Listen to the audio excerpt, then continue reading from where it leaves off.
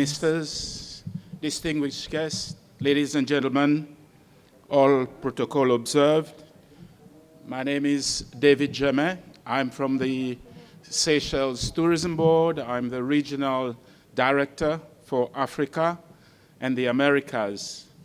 For those of you who doesn't know about the Seychelles, Seychelles is a group of 115 islands off the east coast of Africa. It's about 1,500 kilometers from Kenya and Tanzania. We have 74 coral islands, senkays, and 41 granitic islands, with a population of 95,000 people. We all speak English and French. We were colonized by the French 40 years, and thereafter by the British 200 years. We gained our independence in 1976, and today it's the Republic of the Seychelles. Although we are a republic, we consider ourselves as part of Africa, given our proximity. So lots of exchanges takes place between the Seychelles and a lot of African countries. Tourism is the main industry in the Seychelles. We call it our bread and butter. It is that important, touches the life of practically all the citizens, all the 95,000 people, and we take it very, very seriously. Seychelles is often considered by UNWTO as a leader in sustainable tourism and conservation when it comes to small island states. We protect and preserve a lot of our natural resources on land and at sea.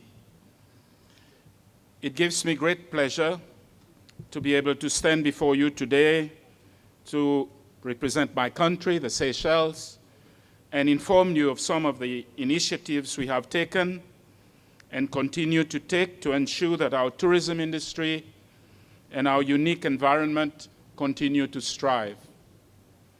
Seychelles is one of those countries most reliant on tourism for its economic prosperity, and yet, as we all know, tourism and the various forms of development that accompany it can sometimes have an erosive effect on the environment, which in the case of Seychelles is a major attraction to our visitors.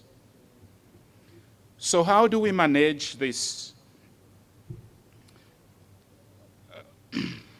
So how do we manage this contradiction to ensure that when we develop our infrastructures, we do not do it with purely short-term goals, but rather with a vision for the long-term sustainability of our national attributes and resources? Historically, Seychelles has benefited from strong conservation credentials, and it is no secret that since several years, we have set aside 50% of our limited land mass of only 450 square kilometers as national parks and marine parks. Something which should not be overlooked is that our archipelago consists of 115 islands only. Our landmass is relatively small in comparison to our 1.4 million square kilometers of exclusive economic zone. Indeed, small as we are, we already boast 2 UNESCO World Heritage Sites. There is the Vallée de Mai on Praslin Island, the second principal island of the Seychelles, and the giant raised coral atoll called Aldabra. We call it the second Galapagos. It is located closer to Africa than to our main islands of Seychelles, and it's an island with about 120,000 of these big giant land tortoises living freely on the island, with a lot of flora and fauna unique in the world. Aldabra is an island which the government and people of Seychelles has decided to give back to nature. Nothing happens there, no tourist goes there, not even the locals. It's as it was when it was created. However, in the fast-paced world of today, one cannot afford to rest on one's laurel. Rapid advances in transportation, the massive outreach of social media platforms, and the very nature of tourism itself, coupled with the rise in customer expectations, dictate that we do all in our power to keep ahead of the curve and protect our environment, culture, and island lifestyle in the process. At the forefront of keeping Seychelles sustainable is our very own Ministry of Environment and its future plan for waste management, with the specific aim of reducing the amount of waste going into the landfill, which produces unwanted greenhouse gases, consumes scarce land, and releases dangerous leachate into the environment. The initiative towards developing a recycling system for PET and aluminum cans, which started in 2008, is still ongoing and being sustained by importation and environmental levies. A glass bottle recycling system is also being implemented in Seychelles and should take effect during 2018. Additional restrictions are also being applied to the manufacture, trade, and distribution of domestically produced and imported plastic bags. And I'm pleased to say that Seychelles this year banned the importation of plastic bags into the country. In 2017, the Ministry of Environment banned the use of manufacturing and sales of anything to do with plastic. The government is working on setting up a waste sorting center to sort different types of waste for exportation. In order to benefit from the latest research, the Seychelles Ministry of Environment has been collaborating with different universities and also the World Bank and European Union to gather information about waste management in Seychelles and the development of a sustainable 10-year waste management plan, which includes a waste characterization study and student exchange program. The ministry is also behind a composting program where green waste will go to the landfill, and also an education and awareness program about effective waste management and waste sorting. In addition, there are also numerous NGOs and other conservation bodies registered as associations which are working hard in Seychelles' sustainability, conservation sector, and whose many activities are too numerous for the scope of this discourse, but whose influence and outreach is proving potent in the realization of our sustainability and conservation goal. A main pillar in our drive to promote sustainability to the maximum came in the form of our very own sustainability label, SSTL. The concept behind the development of a Seychelles Sustainable Tourism label originated from the Ministry of Environment in the preparation of Vision 21, with the Ministry of Tourism adopting the SSTL project. The mission of the SSTL is to encourage hotels of all sizes in Seychelles to mainstream sustainability practices into their business operation to safeguard the biodiversity and culture of Seychelles. In Seychelles today, each and every hotel employs a conservationist, employ a biologist with programs for the visitors staying at the hotel, on land and at sea. They monitor when turtles come on the beach to lay their eggs and manage to figure out when the little ones will hatch and get the visitors to come and witness this as an experience during the part of their holiday. This is achieved by assisting operators in improving the stability of their operations with useful tips and advice, motivating those operators to improve the sustainability of their operations, by providing them with tangible incentives, and by rewarding them through the award of the label those operations that are successfully improved in terms of sustainability.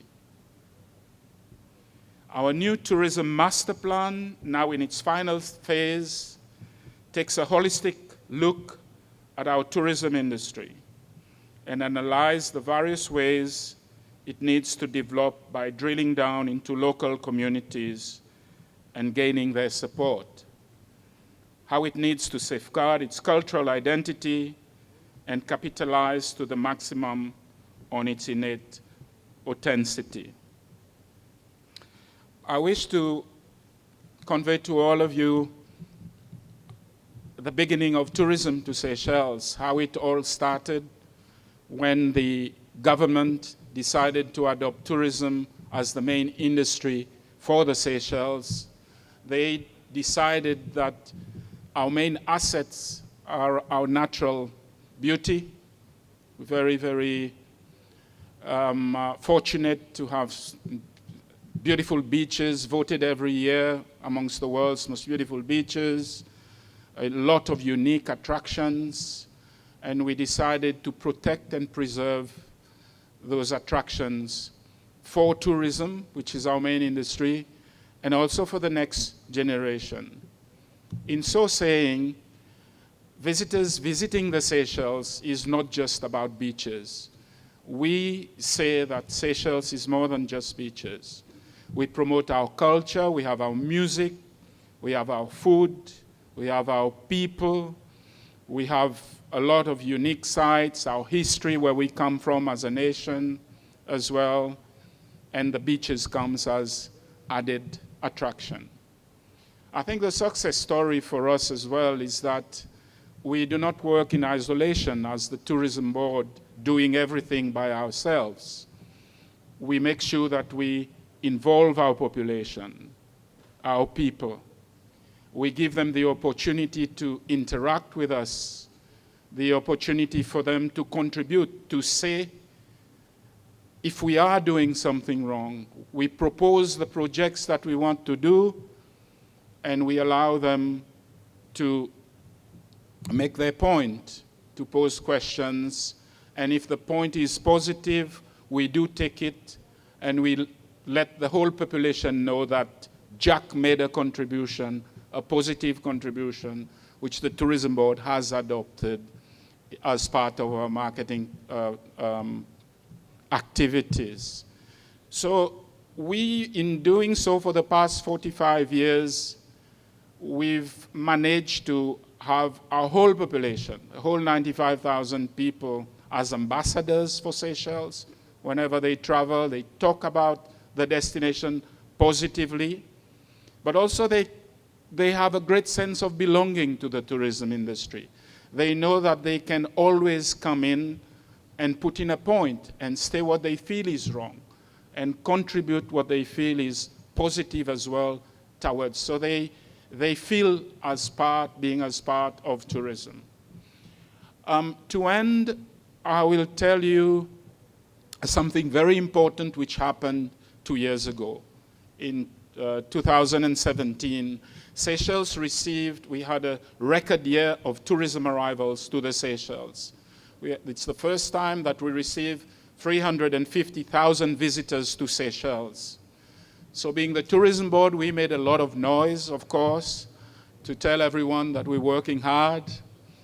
And the hoteliers came to us and said, we cannot see these increases. It was 1,800 visitors surplus. Where are these people? Where did they stay? We take our statistics from the immigration department, so it is correct. The visitors did come in. We went back, did a bit of homework, and we find them. They did come in, but they stayed with the locals. 1,800 visitors came with the locals, all repeat visitors, previously came to the Seychelles, met John in a bus, met people at the market, got invited into their home for a dinner at night or a lunch, and got invited again. If you ever decide to come back to Seychelles, we have a spare room here. Don't stay in the hotel, come and stay with us. And this, again, I think, is a result of the locals as well, this initiative that they take upon themselves, allowing these visitors to come back as repeat visitors to the islands. I wanted to share this with you as well.